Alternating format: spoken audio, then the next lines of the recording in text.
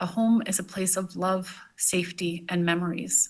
Most of us can't even begin to imagine how it would feel to be forced to flee our homes, let alone with so little notice.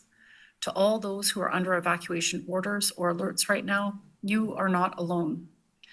The province is working closely with our federal government and with local governments and First Nations to keep people safe, informed, and supported.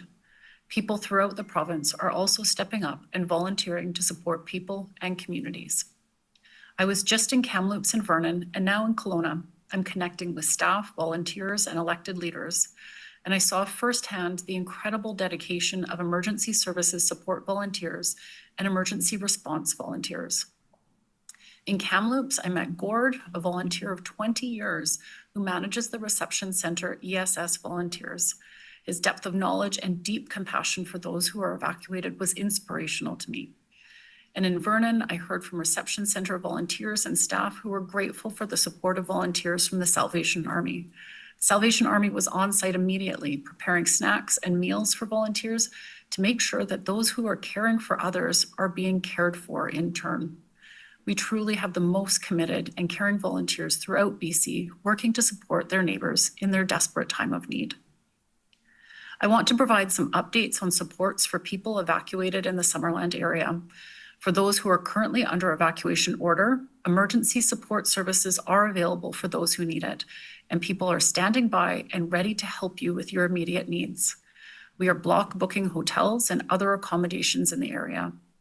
We currently have 1,600 block booked hotel rooms in Penticton, Kelowna, and West Kelowna. We're seeing pickup on that, and anyone looking for a room should go to the local reception center. We also have 1,000 group lodging spaces in these regions as well. We're aware that during the peak of evacuations in Summerland this weekend, the largest evacuation order we've had this year, some evacuees faced delays when they reached out for emergency support services.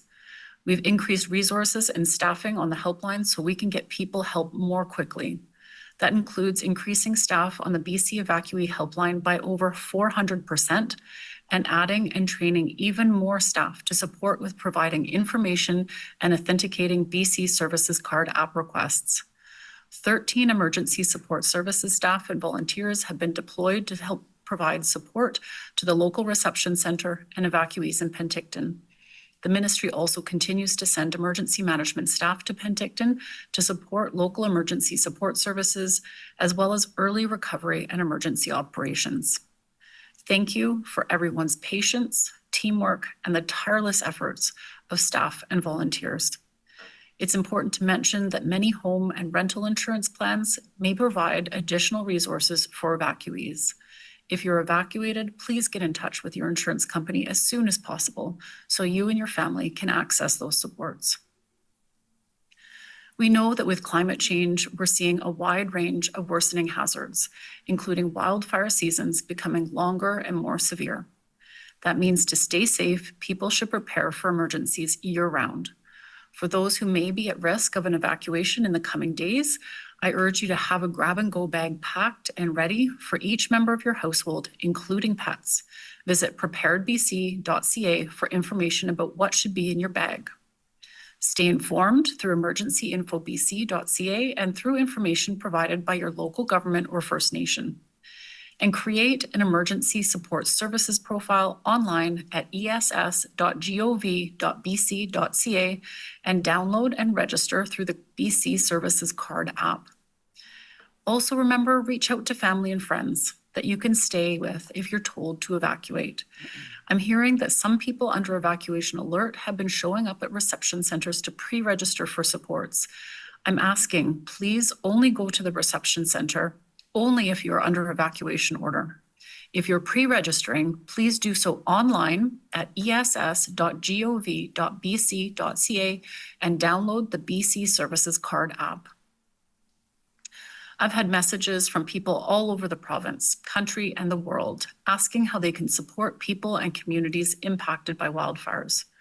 We're asking people who want to help evacuees and communities to make a financial donation to a trusted local organization. While I recognize that some would prefer to donate goods or services, cash donations are the most effective way to get help to people in need quickly. I'm grateful for all of the ways that people throughout the province are stepping up to support each other through this wildfire season, including people taking in a friend's pet or neighbors comforting neighbors at evacuee reception centers.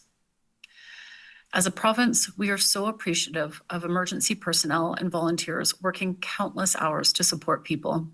And to the brave firefighters from here and around the world who are working around the clock to protect lives and communities in BC, their courage and commitment continue to inspire us and offer reassurance to communities facing uncertainty during this wildfire season. Thank you. I'll now pass it over to Minister Parmar. Thanks very much, Minister Green. Good morning, everyone. My name is Ravi Parmar, and I have the honour to serve as British Columbia's Minister of Forests and the Minister responsible for the BC Wildfire Service. In a moment, I'm going to turn it over to my colleague Cliff Chapman, the Director of Operations for the BC Wildfire Service, to provide you an operational update on the wildfire situation here in British Columbia. But before I do, I also want to join Minister Green in acknowledging how challenging a time this is for British Columbians. As of this morning, there are over 101 active fires across BC, with 3 additional starts in the last 24 hours, while also 58 that have been declared out in the last 7 days. In total, this wildfire season, as of this morning, we have 904 wildfires impacting 390,000 hectares burned.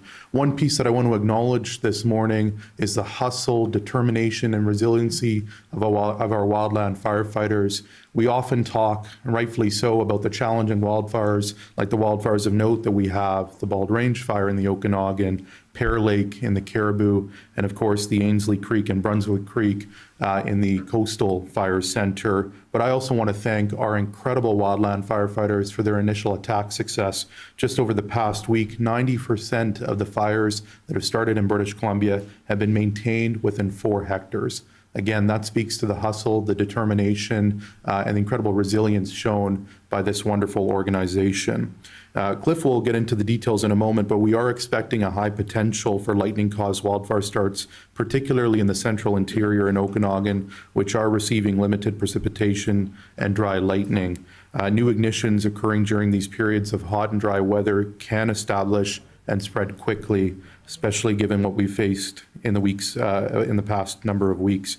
Yesterday, I announced on behalf of the BC Wildfire Service, off-road vehicles would be prohibited on Crown land within the Kamloops and Southeast fire centers, as well as parts of the Caribou and Coastal fire centers. Given the scope and scale of fires currently burning in British Columbia and the elevated danger ratings in many southern regions of the province, this prohibition is being put into place to further protect people in a challenging period of time. I've had some people reach out since this announcement yesterday, expressing whether this was something that we needed to do, and some expressing that this was unnecessary. I would say that wildfires are unnecessary. We can't afford a human-caused wildfire right now. Now is the time for all of us in British Columbia to dig deep and to do our part.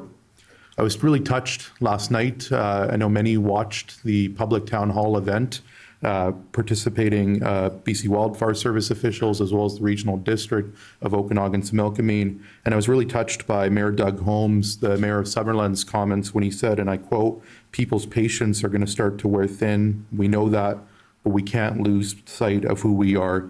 We need to help. We need to keep helping each other." I know that that's a message that he relayed to his constituents in Summerland, but I think it's a message that can be relayed to every British Columbian as we face a challenging wildfire situation with no doubt challenging days ahead. I want to take a moment to directly speak to the people out there fighting these fires, our incredible wildland firefighting professionals. To every member of the BC Wildfire Service, thank you. I know these 2 words don't come close to expressing what British Columbians are feeling right now. I know you are exhausted. I know you are working long days in extreme heat, surrounded by smoke and difficult conditions and somewhat dangerous conditions. Many of you are hundreds of kilometers away from home. Your families are waiting for you. Your kids are waiting for you. And still every morning, you put your gear back on and head out again to serve this province we love. I want every firefighter, every person supporting this response to know that British Columbians see you and we stand with you. We see your courage, we see your sacrifice, and this response goes far beyond the BC Wildfire Service. Structural firefighters are leaving their own communities and families to protect someone else's. Pilots and aviation crews are taking to the skies in incredibly demanding conditions. Heavy equipment operators and contractors through our forest sector are working through the night, and First Nations, local governments, emergency management personnel, RCMP, search and rescue volunteers, and countless others are doing everything they can to keep people safe, while many of them are also dealing with the challenges of being evacuated themselves. And firefighters have traveled across Canada and around the world to stand shoulder to shoulder with us. Some of them arrived in British Columbia knowing that they would be heading almost immediately into some of the toughest conditions we have faced this summer. This is something I know British Columbians will never forget. When others have needed help, British Columbians have always answered the call, and today people from across Canada and around the world are answering ours. And that includes 102 wildland firefighters from Costa Rica that will be arriving on August 13th. To every one of them and to their families who have sent their loved ones here to help us, thank you. You are now part of our team, and British Columbians will never forget the sacrifice and the fact that you stood with us in our time of need. I also want to take a moment before I turn it over to Cliff to thank British Columbians as well. I know that people are tired. I know that there is anxiety when you see smoke on the horizon, and I can only imagine what it feels like to receive an evacuation order and suddenly have to decide what you can fit into your vehicle before leaving your home behind. For some British Columbians, that is a reality today. So please look out for one another, check on your neighbors, check on seniors, and people who may need some extra help. If someone has been evacuated, offer them a meal, a place to stay, a phone charger, or simply someone to talk to.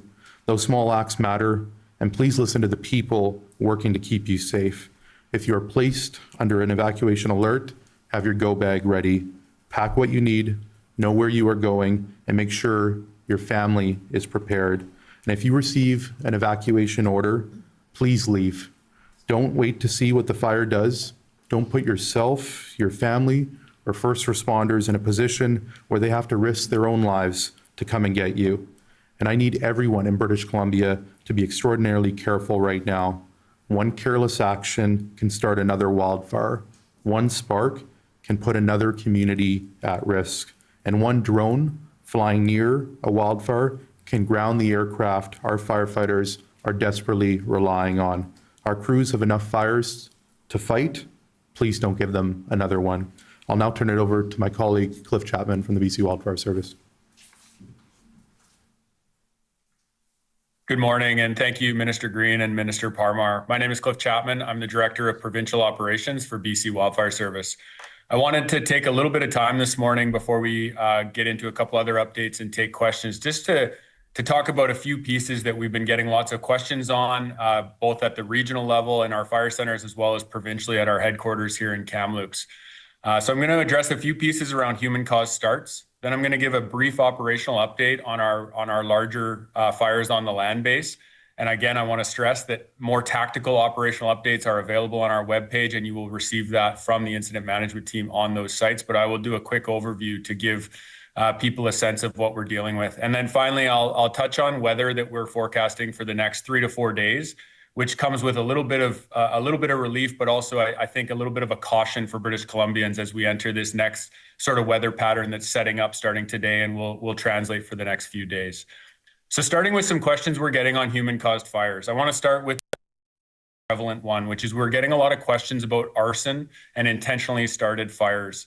I just want to start by saying over the last 10 years, roughly 4% of our fires have been suspected intentionally started, which is far too high of a number. In particular, given the conditions right now, we are very concerned, as are the members of the public that are kind of reporting this through the mainstream media as well as social media.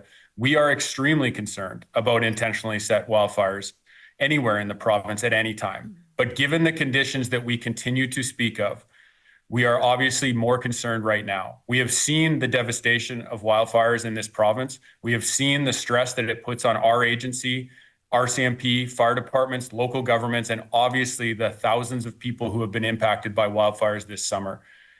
We work closely with the RCMP on all human suspected starts, in particular intentionally caused wildfires. And we are partnering with Crime Stoppers. So if you would like, or if you have seen something around one of our fires, or you see something in the coming days that you think is suspicious, please report it to your local police department. And if you want to stay anonymous, then please call Crime Stoppers, as we've already had contact with them and they are expecting calls potentially around this. Just want to get the number right. It's 1-800-222-TIPS. So if you have anything you want to report, please do so. The next thing I want to address, and it ties in with what Minister Parmar discussed already. We put in an off-road vehicle ban yesterday, effective at noon. We did so very intentionally in areas that are under a high fire hazard, and or where we have seen a significant number of resources supporting another center or another part of our province. We specifically put it in the southern part of the Caribou Fire Center, the eastern portion of the Coastal Fire Center, all of the Kamloops Fire Center, and all of the Southeast Fire Center. We do not take this decision lightly. We understand that there is an inconvenience of making a decision of this magnitude on the land base, but as we have been discussing for weeks, the conditions are so extreme right now that we cannot afford another unintentional human-caused wildfire. So we will continue to monitor the conditions out there on the land base. We will continue to look at those 4 areas, again, Southern Caribou, Eastern Coastal, Kamloops, and Southeast. And should there be significant changes in the weather pattern, we will reassess where that prohibition is and likely make adjustments to it in the days or even weeks ahead. We have seen explosive fire behavior on all 4 of our large fires, which I'll speak to in a second. And that was part of putting the ban in yesterday. We have seen the impacts of just drought-driven wildfires. We are not seeing significant wind on our fires in the last 48 hours, but we are seeing significant growth, which speaks to the dryness and the drought conditions that we are facing in southern BC right now, which is why we put the off-road vehicle prohibition in place yesterday. I just want to transition now to provide a brief update on some of the fires around the province. I'll start with the Bald Range wildfire in Summerland, which obviously many people have seen and heard about in the news, and obviously is very, very challenging for all agencies that are responding, including the BC Wildfire Service. It is also obviously extremely challenging for all residents who have been evacuated, and we recognized and we heard even last night that people obviously would like to go home. They would like to see the extent of the damage, and we are working around the clock on the Bald Range fire to try to establish control lines, to try to establish tactics that can allow the safe return home. That is what we do on all of our fires. But even last night, without much wind, we were seeing very challenging conditions and quite significant growth in some areas of that wildfire. The same could be said as we move over to the west and we look at the Brunswick complex. We saw multiple heads on that fire into the evening last night, moving towards the highway corridors, including the Coquihalla and up towards Highway 8. We continue to be challenged by steep terrain on that fire, but we continue to deploy resources on all aspects of that fire to try to control it. Similarly, we are putting in control lines, looking at options that we can try to secure and not let that fire spread any more towards where there are obviously communities and up and down that highway corridor, both the Coquihalla, Highway 5, as well as Highway 8. Moving further north into the Big Bar complex, we are seeing some changes to alerts and orders on that fire, primarily limiting and reducing orders and alerts. However, I want to stress that those may come back on, and we continue to see significant fire behavior on parts of that fire, but we are also having some success on that fire with our suppression tactics, as they have had slightly lower temperatures and slightly higher RHs in the last number of days. I also just want to mention that we also have a complex of fires in Manning Park. We have a fire out in the Chilcotin, which is in the Western Caribou, and we have a number of fires in the Southeast Fire Center. All of those fires have resourcing on them. All of them are still challenging our suppression efforts, but we have been having some success at putting in control lines and at establishing what we would call like a wet guard, trying to push in towards the center of those fires. Our biggest challenge in the days ahead is that many of our fires have been smoked out for the last number of days. What that means, and many of us are living in it, from Kamloops down to Kelowna, down to Penticton, and into the Southeast. We have had very, very poor air quality. The smoke is sitting in the valley bottoms. And that smoke, albeit very difficult for us to live with, is also helping suppress the wildfires. It is helping to ensure that the wildfires do not receive clean oxygen. And because every time we see the air clear, like we saw in Summerland on Friday night, we see significant and extreme to explosive fire behavior. So as the smoke clears, and if the smoke clears, it is also a challenge for us as we see clean oxygen on those fires and the potential for the fires to spread. So I want to stress as I head into the forecast for the next few days that while we're going to see a slight shift, we're going to see a reduction in temperatures, we're going to see an increase in relative humidity, and we may even see rain into the southeast, southern Caribou, and coastal fire centers. And right now we are forecasting trace amounts into Kamloops Fire Center. We are not going to count that rain until it is in our rain gauges. We often have forecasts in August that call for rain and then it doesn't materialize. So as you look at the public forecast, please do so with caution. We are monitoring actively hourly to see what conditions we are going to face and to make the appropriate adjustments to our prohibitions, our alerts, and our orders. The forecast for the next 3-4 days is favorable. It should give us some conditions to have success in suppression. But in other areas where there isn't rain, we're going to see potentially new lightning starts. We're going to see winds that are going to be elevated and unpredictable in terms of direction. And so we are going to continue to be challenged even if we see precipitation enter this province. I'm going to leave it there for now. I'll be here for questions. Thank you very much. And I will turn it over to Kevin Dunbar with Emergency Management. Thanks very much, Cliff, and good morning, everyone. So I'm Kevin Dunbar, Executive Director of Emergency Response and Recovery Operations here at the Ministry of Emergency Management and Climate Readiness. I want to start off, my thoughts and condolences are with the family, friends, and loved ones of the person who died as a result of the Bald Range wildfire. My heart goes out to you. Also, anyone else who has been forced from their home, are preparing for evacuation, have had to close their business, have had an impact, have had their life disrupted. I know that this is an incredibly difficult and uncertain time. Across BC, we have 51 evacuation orders impacting 11,000 properties and over 20,000 people. We also have another 53 evacuation alerts impacting 6,000 properties and roughly 10,000 people. This is one of the largest evacuation events in BC that BC has experienced in recent years. And I know that there have been some delays and lineups, and I really appreciate the patience that people are showing at reception centers across the province. My team has reported the atmosphere is really as positive as possible, and British Columbians and volunteers are stepping up each day to support each other. I want to talk a little bit about what the province is doing to help support this response and ensure that anyone who is evacuated has a safe place to stay and access to supports. Our focus is on supporting local governments, volunteers, and our partners who are responding to emergencies across the province. We have increased capacity on the BC Evacuee Helpline. From the standard 3 call agents, that's been increased to 60 agents who are available to provide information or directly support people who are accessing emergency support services. That team took over 3,000 calls yesterday. If you need to get a hold of them, they are available until 11 p.m. tonight. The phone number, 1-800-387-4258, and you can get the information and the support you need. We're also taking all steps to ensure that people have access to shelter if they need it. As the minister mentioned earlier, we have over 1,600 hotel rooms booked across the Okanagan, up to 1,000 group lodging spaces in West Kelowna, Penticton, Vernon, Kamloops, and we've got more on standby across the province if required. We're working with post-secondary institutions, campsites, and coordinate with the federal government to ensure that we have shelter available across the province for the emergencies that we are facing today and the ones that might come in the days ahead. We're partnering very closely with our colleagues at the Ministry of Transportation and Transit who are working around the clock to keep roads open and reopen others as soon as possible. We have deployed 13 staff and volunteered directly to reception centers. We have our emergency management staff working directly with local government emergency operations center. We have EMCR staff here in our operations center working around the clock. And we also have teams from Alberta and Nova Scotia joining us this week to support our efforts.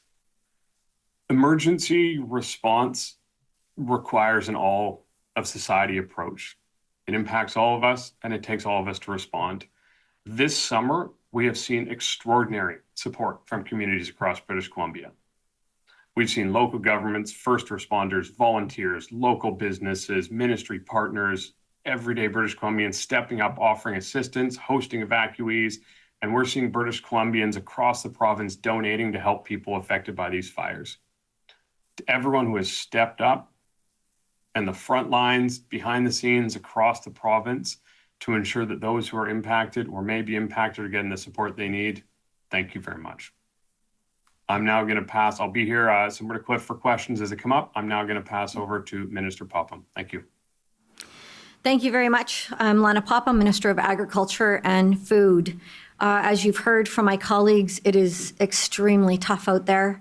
And I want to thank everybody from the bottom of my heart who is working through the smoke, the heat, the exhaustion, keeping people safe, and from the agricultural perspective, helping to keep animals safe. We are in constant communication with farmers and local governments and industry associations to ensure that there's timely information that's being shared and coordinated.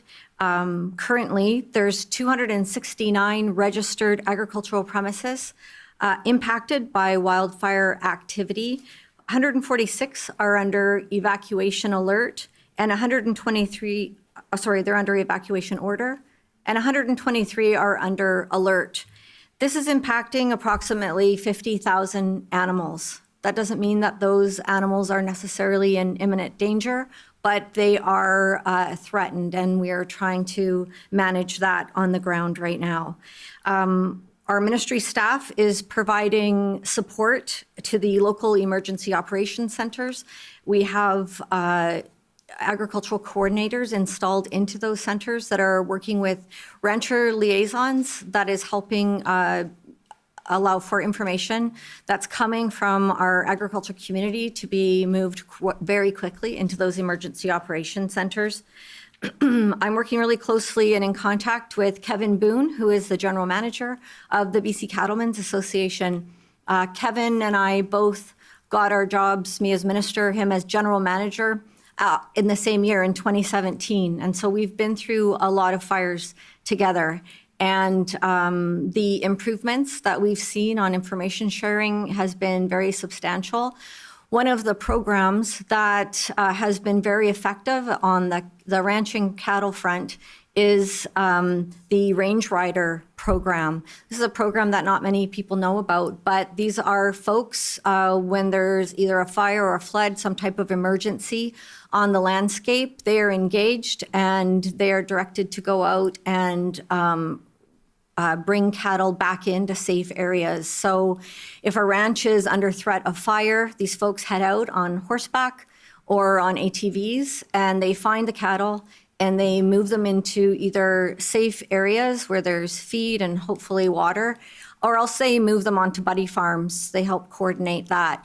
And we've seen huge success since this program started in 2021, and we've seen a lot less mortalities happen on the landscape because of it.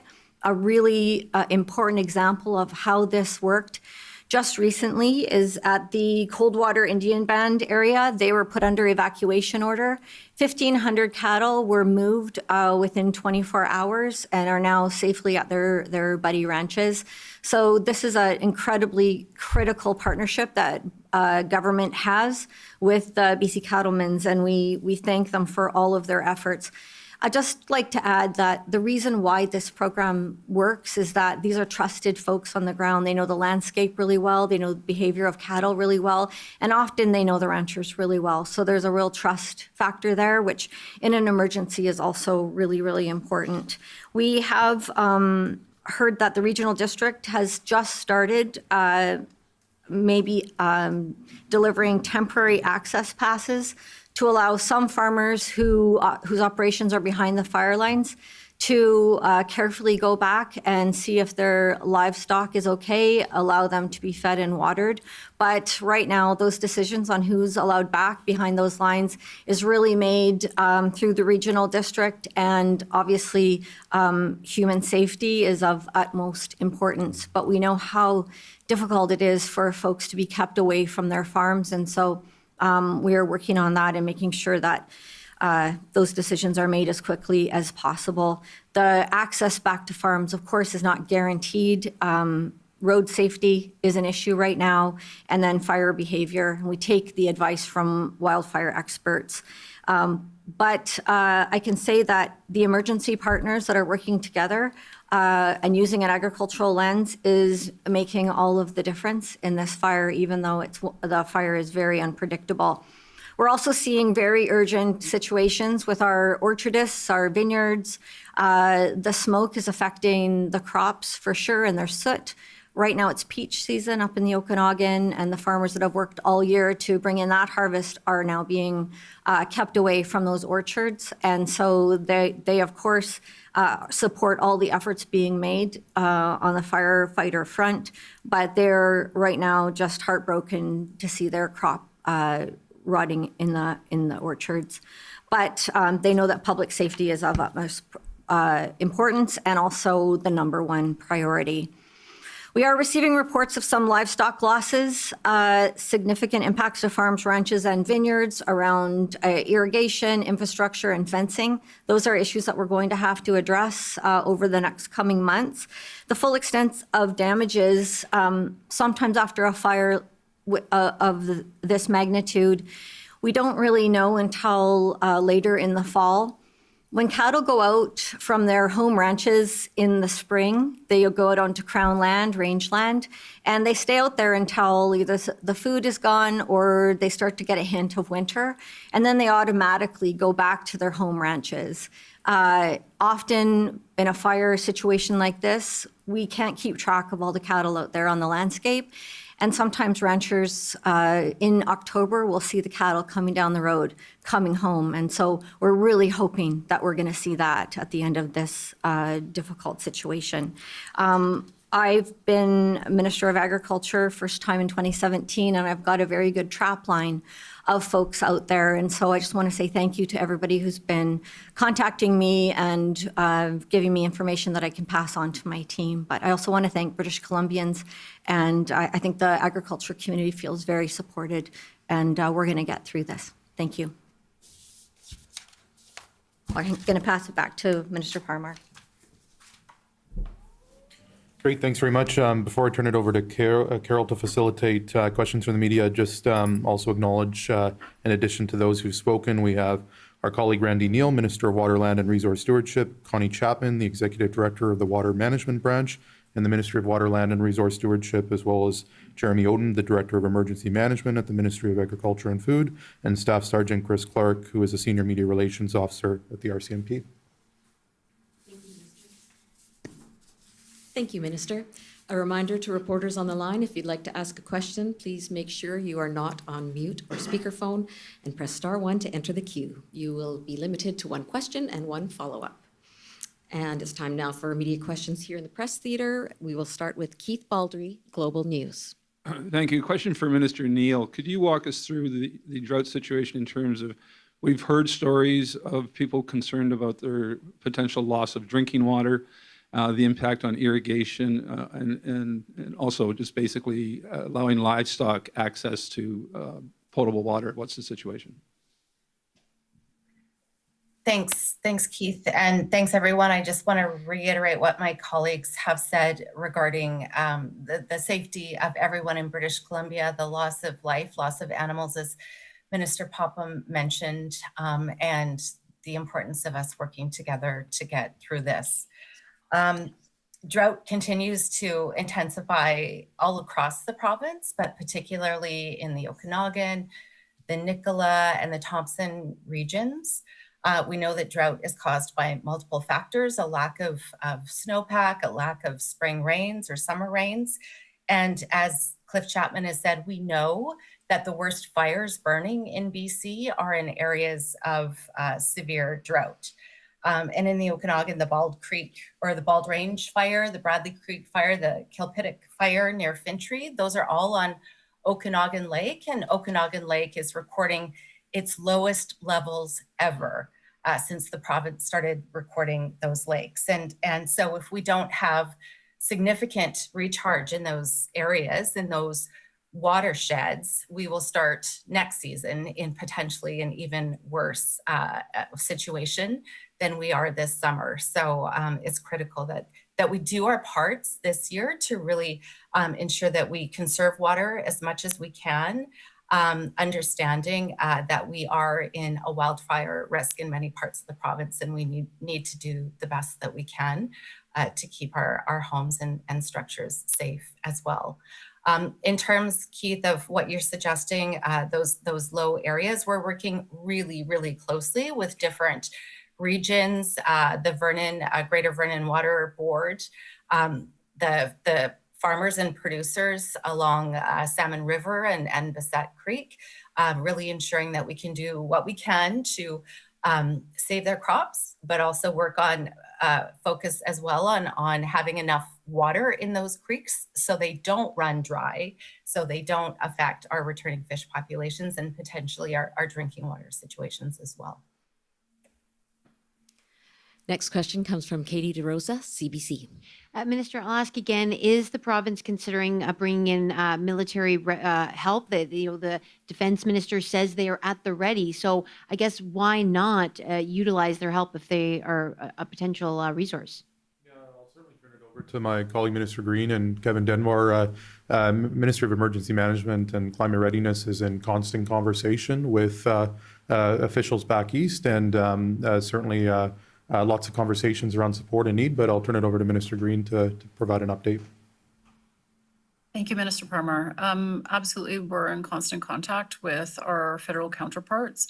We did submit a request for assistance, which was very quickly turned around by the federal government. Really appreciate the support on that. We need the assistance for additional accommodations. We have a large number of people evacuated from Summerland, the absolutely devastating fires there, and we want to make sure that we're able to support people in the coming days and weeks. We know that they're very likely going to be difficult, so we're making every effort to make sure that people get the support that they need, and I'll turn it over to Kevin Dunbar. Thank you, Minister, and thanks for the question. So as the Minister mentioned, we are in regular coordination with our partners from the federal government. There are representatives from the federal government here in our Provincial Emergency Coordination Center coordinating with us. As the Minister noted, we submitted a request for federal assistance that is being reviewed and assessed currently. That request for federal assistance was focused on where is the province we needed additional capacity, which is really around appropriate accommodation for evacuees for the current wildfire events and any potential future wildfire events. So we are in regular contact with the federal government, and they have been incredibly receptive, incredibly supportive, and we'll be continuing to work very, very closely with them in the days and weeks ahead. Thank you.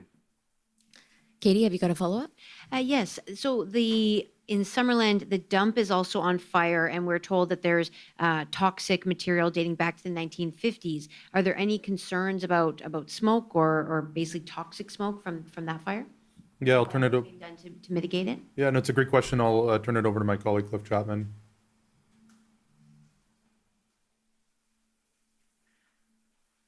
Yeah, thank you for the question. And emergency management and climate readiness may also want to add to this. From a wildfire perspective, when you see other combustible materials outside of just, a forest burning, we obviously have great concern about what is in the smoke and what might be present in that toxicity of that smoke. That is why we partner so closely with with regional fire departments, with municipal fire departments who have the breathing apparatus, who can potentially take the safety measures required to go and still protect people's properties, still work on suppressing that wildfire. And obviously from our perspective, it is a big concern for the BC Wildfire Service because we don't have the same breathing apparatus as fire departments. But again, I'll stress our relationship over the years and our continued partnership with municipal departments and the Fire Chiefs Association of BC have allowed us to have this wonderful partnership where we do have folks, firefighters that can and will do suppression in those areas. Kevin, not sure if you have more to add. Thanks very much, Cliff. And it is something that we are really, really aware of. And I think in that particular sense, and air quality across the board. So that's something that Cliff mentioned earlier as well around just air quality and health impacts. So we are really in close coordination with both the Ministry of Health and regional health authorities around air quality overall. And we're also in regular conversation with the Ministry of Environment around any hazardous debris as well. So this is something we're really, really well aware of. As Cliff mentioned, there are incredibly highly trained wildfire and municipal fire departments that are responding to this. And this is something we're going to have to be looking at both as part of the emergency response, but also something we're going to have to really turn our attention to as we move into recovery, long-term recovery, and ultimately trying to get people home as quickly and as safely as possible. Thank you. Our next question comes from Wolfgang Deppner, Canadian Press. Yeah, hi, good morning. Thank you for taking my question. A question regarding the investigation concerning the Bald Range fire. I see Chris Clark, Sergeant Chris Clark is on the line here. What, if any, updates can RCMP give regarding the ongoing investigation into the cause of that fire? Thank you.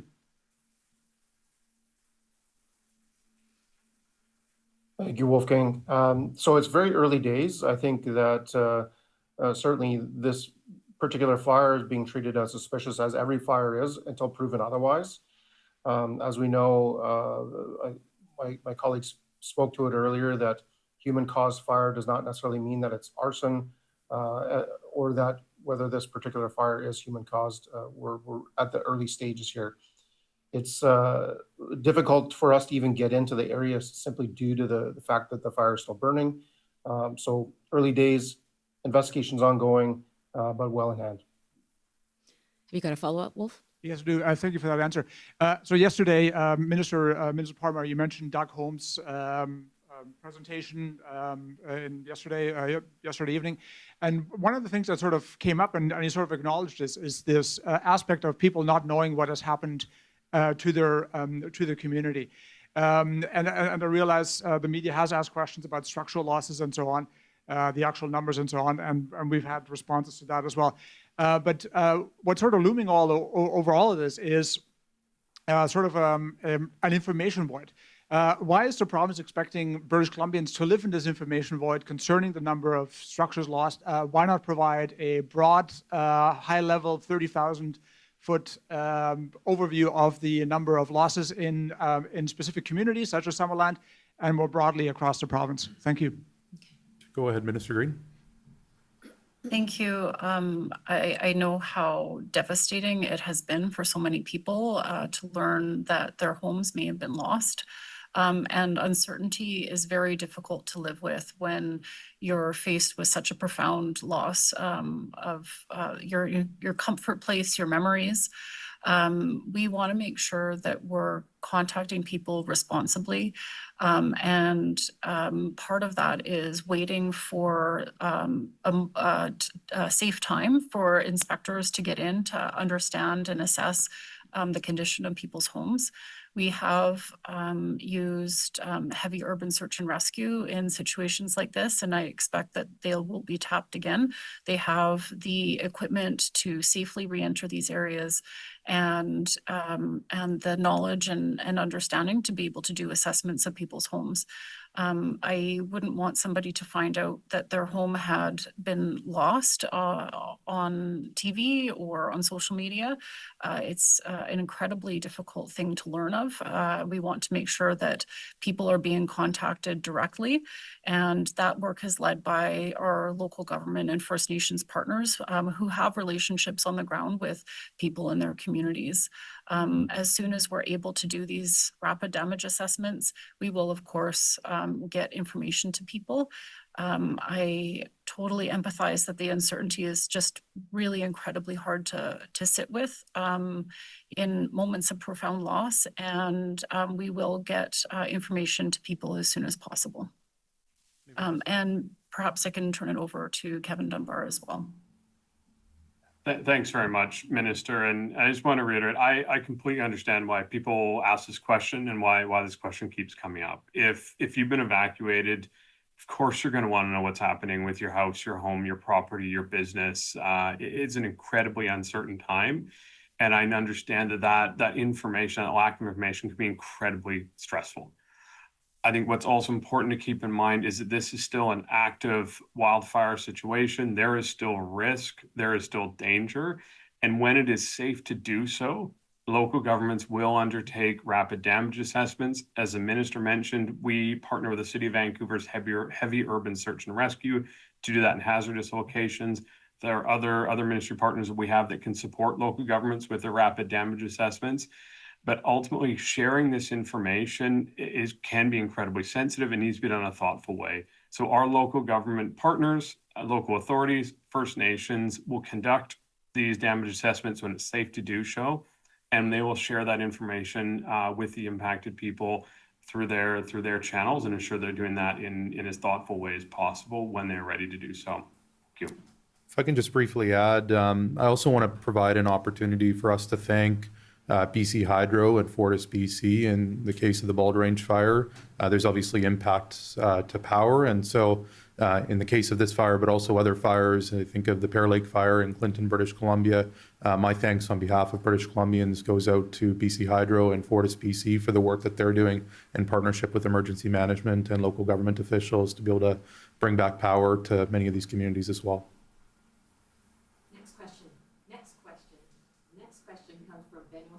Thank you.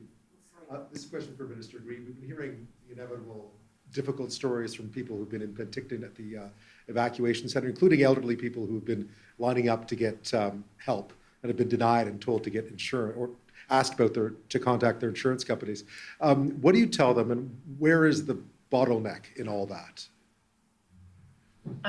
It's incredibly difficult to be evacuated. Oftentimes, in situations like this, we are seeing a lot of reports of people who did not have time to even, collect a bag.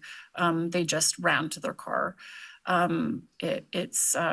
It's very difficult times. I want to acknowledge that. I also want to acknowledge how hard our emergency support services folks are working to be able to get supports for 12,000 plus people who are evacuated suddenly in the wee hours, and also that there have been delays. We have worked through those delays over the weekend and put additional resources in place at our 1-800 number for people who are evacuated, as well as significant resources online to alleviate bottlenecks for people registering online for online supports. And we're sending folks to our emergency support services centers, additional support through Service BC. All of these resources are in place, and we'll continue to increase the numbers in the days ahead. We know that we can expect some challenges with the rest of the season, and we're getting ready for that as well. Just wanted to thank everybody for their patience. I know it's a very challenging time, and we want to make sure that everybody who needs supports gets what they need. I'll turn it over to Kevin Dunbar. Thanks very much, Minister. And you covered a lot of it. I think what's really important to remember in all of this is there was some significant large-scale evacuations that happened in the middle of the night. And anytime there's a significant amount of evacuations and a significant number of people evacuated, is going to put a strain on our local responders and our emergency response system. I've been incredibly proud of the work that our ESS, Emergency Support Services volunteers, have done working around the clock to really try and catch up on the number of people that need that support. We have put, as I mentioned at the beginning, we've moved from 3 agents to 60 agents on our BC Evacuee helpline. They took over 3,000 calls yesterday. We are having new records of the number of calls that they're taking every day. And those volunteers are working around the clock to ensure people are getting the support they need. There are over 13,000 people in British Columbia receiving emergency support services today. Now, I understand that doesn't make it easier for somebody who's waiting in line or there's a delay. I have been really impressed at just how patient and thoughtful British Columbians have been while the volunteers work through these lineups, ensure that people are getting the support they need, while we continue to block book and find accommodation supports for people, and also find ways that we can help to reduce the lineup and reduce the wait. And that means increasing our online services, including our support for people that can receive support through evacuee support services, and if people can, accessing support through their home insurance and through other insurance means. I think there has been a considerable effort. We have deployed up to 13 people to support directly at reception centers. And what we're reporting today is that the lineups have been significantly shorter in the last couple of days. So again, I've been really, truly impressed at our volunteers working around the clock and individuals in British Columbians stepping up to support each other and people showing incredible patience as we work through one of the largest evacuations in recent BC history. Thank you. Follow up, Ben? Yeah, a quick one. I'm not sure who should take this, actually. This is, what would you tell people who've made plans to go to that part of the country later this month? It's the height of the tourist season. What would you tell people who made plans to go there? And what would you tell business owners there who find themselves all of a sudden with money deposits in their hands, but perhaps unwilling to refund them? I suppose it's a tourism question generally, but that's about, I'm not sure who would take it, Mr. Green or Mr. Parmar, perhaps.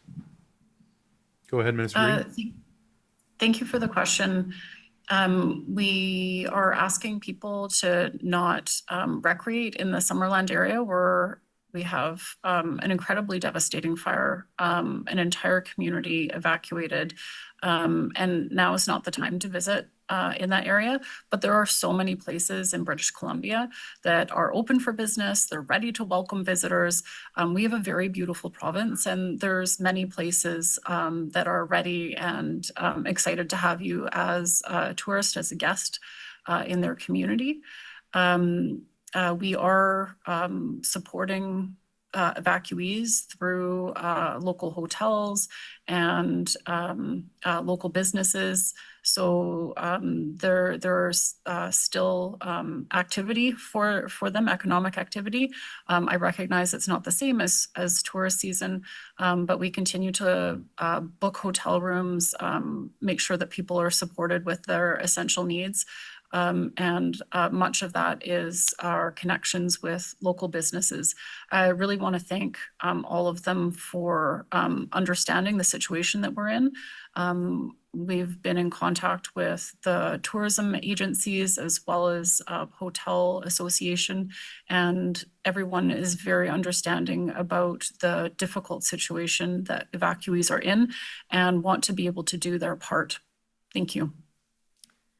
Next question comes from Alec Lazenby, Vancouver Sun. Hi, this question is for either Minister Green or Kevin. Just wondering around the number of evacuees from the Bald Range fire and across the province. We heard, obviously, that the entire 12,000 person population of Summerland has been evacuated.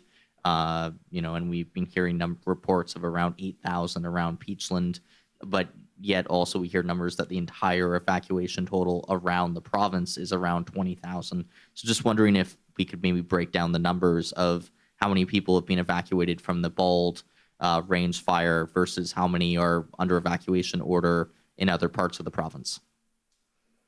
I think Minister Green and Kevin. Okay, we'll go straight to Kevin. Perfect. Thanks very much for the question. I think as we talked about, we got 51 evacuation orders across the province at the moment. That's impacting about 11,000 properties. This number can change. As Cliff mentioned at the beginning, we're seeing some real progress and some evacuation orders coming off in around the Boston Bar area. But again, throughout the season, this is a very volatile and active situation. So the numbers do change regularly. At the moment, we are saying roughly 20,000 people are evacuated across the province. I think what's really important to remember is that evacuation numbers include people who are permanent residents, temporary residents, people who may be there temporarily, staying in hotels, staying in accommodation, visiting family and friends.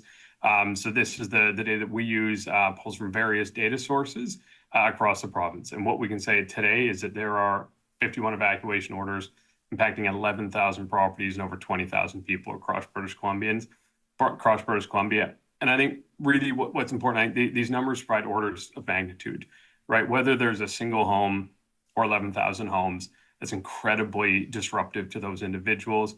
As the minister recently answered, this is disruptive to businesses, to wider across BC and having an impact across British Columbia. And what I've been really proud to say is that throughout this, we've seen businesses, individuals, communities all step up to support British Columbians who've been evacuated, and also people who are kind of traveling through and then need to find additional places to stay, or as the minister said, going to other parts of British Columbia for their holidays. Thank you. Follow up, Alec? In terms of a follow-up, I was just wondering, there's been lots of talk around, is my house okay on social media, asking people who are still in the area whether they've seen whether their property is intact, damaged, destroyed, whatever else. Are there any concerns given, the inability, especially where Bald Range is concerned, about getting in there and getting accurate assessments of the properties that are still standing versus those that are not? Are there any concerns about people going in to these areas that are still not safe, that are under evacuation order, to see if their property or a neighbor or a friend or a family member or their property is safe? And what do you tell the public in terms of, maybe some of the dangers of doing this? Minister Green? It's an incredibly difficult time to be evacuated, and not knowing how did your house make it through, your memories and everything that's tied up with your home. It's difficult, and of course people would want answers. If an area is still in an evacuation order, though, do not enter. It is in an evacuation order for a reason, and that reason is to protect life and safety of residents, of first responders. Our first priority is making sure that people are safe, and that evacuation order helps us to be able to do that. We cannot safely have people re-enter unless we know that there is safe power supply, that there's no downed lines, that there's no hazard from any gas line impacts. The fire threat is very real and it's very volatile. Evacuation orders are in place. People need to respect that for the safety of themselves and for the safety of first responders who may be impacted. As soon as conditions are safe, we will be supporting local governments and sending in teams to do those rapid damage assessments, and local governments will be connecting with residents to give them the information that they're looking for. But I ask that everybody please stay safe at this time. It's a concern of mine that people may be making choices that are not safe. Your life is the most important thing, and we ask that you respect all of those evacuation orders.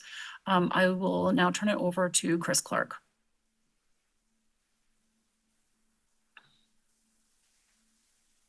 Thank you, Minister. Just to kind of reiterate, it's very important that people stay out of the areas where an order is in place, not only for their safety, but for the safety of first responders who may be required to rescue you if that's the case. However, it can also bring resources away from fighting the fire as well. You would be subject to arrest in an area that an order is active. As we saw on Sunday, fortunately, we haven't seen any reports of criminal activity. However, you would be subject to arrest and brought out. So once you're out of the order area, you're not allowed back in, and that's for everybody's safety. Okay, our next question comes from Mark Page, Black Press Media. This question is for Cliff Chapman or Minister Parmar. Just want to get an update on how taxed are BC wildfire resources right now. Obviously we've got lightning in the forecast, dry lightning in the forecast. Do we have all availability of all of our initial attack crews? Are some of them already deployed onto fires? Is fatigue starting to be a factor? Are personnel starting to be rotated out for a break, or is it still all hands on deck? So just looking for a general update on resources as well as answers to those questions. Go ahead, Cliff.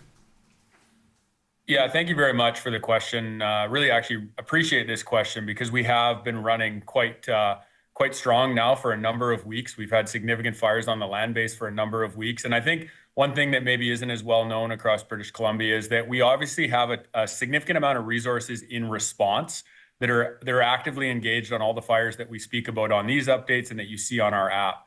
We also have another source of resourcing, which we call preparedness resourcing, which are available. And you mentioned some initial attack. We have helicopters. We have obviously our air tankers can do both, working on our current fires as well as be available for the new ones. So from a preparedness standpoint, we do have all the resources we need across the province. We have had a challenge with detection lately just because of the smoke. But I do want to stress, and I love the way you framed the question. Yes, our people are tired. Some of them have been going for weeks, and these are high stress events. The decisions that they are making, the actions that they have to take are in some cases, as we learned with the Summerland fire or the Baldface fire, they are life and death decisions. And that is stressful for our program. And I think it is stressful for the other agencies that are involved as well, including the RCMP, structural fire departments, local governments, EOCs, et cetera. So, this is partially why we called in for additional resources as early as like 3-4 weeks ago to get the train started on having resources coming into BC so that we could rest the BC resources and ensure that we were ready to continue to fight the fires we have and be ready for the fires that we don't have, but they could potentially pop up with lightning and or other human-caused fires. So, we take the staff's mental health, physical health, and emotional health very seriously in BC Wildfire Service. We have lots of programming in place to offer that support to our staff. But I think it goes without saying that everyone in BC, including the BC Wildfire Service and anyone else responding to our fires, is feeling the effects of this fire season. They also sleep in tents or in our fire camps where it is very smoky, where it is very challenging, and where there is a lot of stress in the system. So I appreciate that question. And as I've said on other availabilities, if you see someone who is responding to a wildfire, give them a honk, give them a wave, let them know you are thinking of them. Because, those honks, those waves, they go so much further than people can appreciate when our people are working significant hours every single day. Thank you. Mark, have you got a follow-up? Yeah, this is a bit of a two-part question. Cliff, you spoke about stats on, intentionally caused, human-caused wildfires. What about, human-caused wildfires that are unintentional? Obviously some of the wildfires this summer, the off-road vehicle ban, for example, is to prevent unintentionally human-caused wildfires. So maybe you could talk a little bit about the statistics for that. As well as how misinformation is playing into this fire season. A lot of people are there's all kinds of conspiracy theories that I'm hearing from our local news outlets about what people saying about the cause of some of the recent wildfires. And, is this creating a situation where it's more difficult for BC wildfire and emergency responders to do their jobs as people don't trust the provincial government and they don't believe the things that you have to say? Is this a difficulty that you're facing this season? And what do you think about the misinformation that you're seeing online? Yeah, I'm happy to respond first, and then Minister Parmar may want to add in on this. Maybe I'll start with your secondary question around misinformation. The BC Wildfire Service has worked extremely hard over the last number of years to showcase that we are doing everything we can to give transparent and as close to real-time information on any of our fires, as well as the situation in terms of our weather. We do that through our own social feeds. We do that through information bulletins. We do that through these media availabilities, as well as giving real-time videos out from our incidents. We have nothing to hide. We are an extremely proud organization that is doing everything we can to try to protect the homes in British Columbia, the people of British Columbia, and get people home who are evacuated. The conditions are very challenging. And when you add to those conditions by having misinformation on social media, our people are impacted by that. It's one thing to say something about what's happening maybe at a very senior level, but when you talk about our response, those are human beings on the end of the Pulaskis, on the end of those hoses. Those human beings, they might be actually in an area where their own home is on evacuation order. They may be coming from a different part of the province where they are under an evacuation order or alert. They are people of British Columbia, and they are doing everything they can. And so are we as an agency trying to get the truth out there. Just like last night's availability in Summerland, where we opened ourselves up to a town hall. We want people to know what's going on. We want people to know what they can expect, and we want to be truthful with everyone in BC about what we face. So I'll just leave it there. We can follow up on the stats around not unintentional human-caused starts. There's a number of categories within that. I'm not going to speak to them here today, but there's a number of categories, and it's why you see us gradually introduce prohibitions, starting with usually category 3, moving to category 2 fires, then campfires, and now obviously with this new restriction that we put in place around off-road vehicles. So, that's something that we take seriously, and when the conditions call for it, we don't take these decisions lightly, but we do put them in place for a reason. Thank you. I'll just add, thanks, Cliff. Not much more I can add other than if there's something I've learned in my time as BC's Minister of Forest, and in particular Minister responsible for the wildfire service, is the world is full of armchair firefighters. And so those that intentionally are misleading people with AI-generated images, I would advise them, just like my predecessor once did in a different example, to go find something else to do to make their lives happy. Those AI-generated images and other things are not helpful. And as Cliff rightfully said, these are our wildland firefighters working hard every single day. And it hurts to see those images and to see those comments on Facebook and X. And so, again, I am so incredibly proud of Cliff and the team at the BC Wildfire Service. When we look at the work of the organization in terms of transparency and videos that have been coming out throughout the season and constant updates on the app, if British Columbians want to know what's happening with the wildfire situation, just download the app. All the information is there. And of course, these media availabilities provide more information with regards to what the situation is like. And I think Staff Sergeant Clark has something to add here. Yes, Cliff said it very well there, and thank you, Minister Parmar, as well. Unfortunately, the misinformation is nothing new. It's something we've seen in a number of different investigations. And although people want answers now, oftentimes it takes time to really come to those answers. So please wait for verified official information, and please do not perpetuate, rumors online about what the cause of the fire is. We're working towards those answers, and we will hopefully get those answers to you as soon as we can. However, it's not going to be immediate. It's going to take some time. And we are just about out of time here. Actually, we've run over, but we have one final question from Corey Sidaway, Check News. Thanks for taking my question. My question's for Cliff Chapman. I understand you might not have the stats on you right now, but I guess what's the typical timeline or goal for response once a fire is called into a rural area to when crew arrives?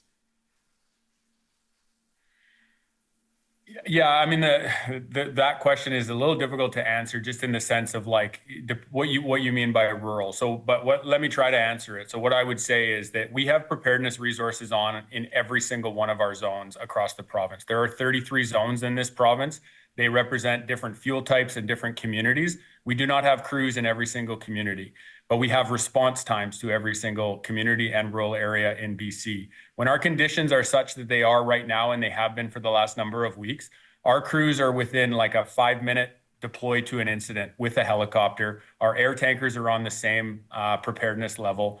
And so when we get a confirmed initial phone report, and again, thank you to the members of the public who continue to detect fires and call them into us, we obviously take all of those reports and we act on them. And when the conditions are like this, we act on them by deploying resources. We sent a significant number of resources to the Bald Range fire, as we have every other fire that has occurred in the last number of weeks. And we aim to be there as quickly as we can possibly get there. That's why we use aviation assets. That's why we have over 150 helicopters on standby with us right now and or working with us. It's why we've added 9 air tankers to our air tanker fleet over the last number of weeks, is so that we can surge to new starts while still supporting the existing fires on the land base. Thank you. That's all the time we have today. Thank you all for joining us. That concludes today's event. Great. Thanks, everyone.